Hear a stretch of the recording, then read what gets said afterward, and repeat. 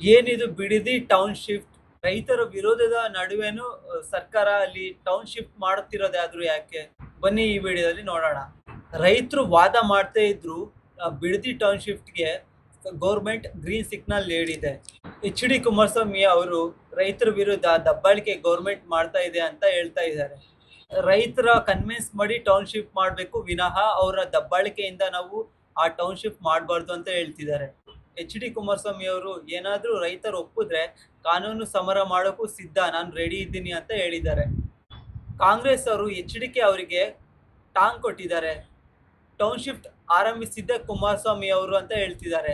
ಇದಕ್ಕೆ ಎಚ್.ಡಿ.ಕೆ ಅವರು 2006ರಲ್ಲಿ town shift ಆರಂಭಿಸಿದ್ದೆ ನಾನು, ಆದ್ರೆ ಆಗ ಕಾಂಗ್ರೆಸ್ ಅವರು ಯಾಕೆ ವಿರೋಧ ಮಾಡಿದ್ರು? ಜನರ ಭಾವನೆಗೋಸ್ಕರ ನಾನು ಆ ಪ್ರಾಜೆಕ್ಟ್ ನ ನಿಲ್ಸಿದ್ದೆ ಅಂತ ಹೇಳ್ತಾರೆ. ರೈತರ ವಿರೋಧ ಯಾಕೆ ಇಲ್ಲಿ? ಟೌನ್ ಶಿಫ್ಟ್ ಬಿಲ್ಡ್ ಮಾಡಿ ಐಟಿ ಕಂಪನಿ ಮತ್ತೆ ಮನೆ ಕಟ್ಟಕ್ಕೆ ಡೆವಲಪ್ ಏರಿಯಾ ಆಗಿ ಮಾಡಕ್ಕೆ ಹೊರಟಿದೆ ಗೌರ್ಮೆಂಟ್. ಕೃಷಿ ಭೂಮಿ, ತೆಂಗು, ಅಡಿಕೆ, ರೇಷ್ಮೆ ಬೆಳೆಯೋ ಜಾಗ, ಕೃಷಿ ಭೂಮಿ ನಾವು ಕೊಡಲ್ಲ ಅಂತ ರೈತರು ಹೋರಾಡ್ತಾ ಇದ್ದಾರೆ. ಇದಕ್ಕೆ ಜೆಡಿಎಸ್ ಮತ್ತೆ ಬಿಜೆಪಿ ಸಾಥ್ ಕೊಡ್ತಾ ಇದೆ. ಇದ್ರ ಬಗ್ಗೆ ನಿಮ್ಗೆ ಏನ್ ಅನ್ಸುತ್ತೆ? ಕಮೆಂಟ್ ಮಾಡಿ. ನೆಕ್ಸ್ಟ್ ವಿಡಿಯೋದಲ್ಲಿ ಸಿಗ್ತೀನಿ. Thanks for watching.